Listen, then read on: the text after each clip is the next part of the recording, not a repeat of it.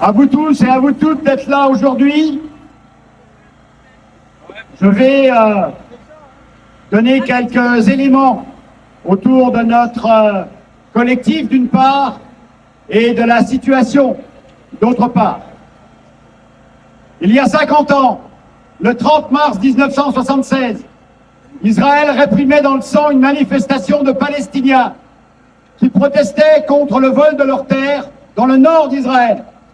L'armée a tiré, 6 Palestiniens ont été assassinés. Depuis, chaque 30 mars, la journée de la terre est une journée de manifestation pour les Palestiniens, en Israël, dans les territoires palestiniens occupés, dans les camps de réfugiés, partout dans le monde, pour refuser la colonisation, refuser le processus de dépossession qui ne s'est jamais arrêté depuis 1947-48, qui s'appelle la Nakba, et pour refuser l'apartheid israélien. Le rassemblement régional d'aujourd'hui, à Dijon, dans 16 autres régions de France, autour de 90 associations, partis, syndicats, sont placés sous les auspices de cette lutte. À cette occasion, on vient de le dire, nous exigeons un réel cessez-le-feu complet à Gaza, un vrai et large accès à l'aide humanitaire, et nous exprimons notre soutien total à la défense des droits du peuple palestinien. Ces droits portent la marque de la résistance du peuple palestinien pour son existence, même si celle-ci est de plus en plus menacée depuis octobre 2023.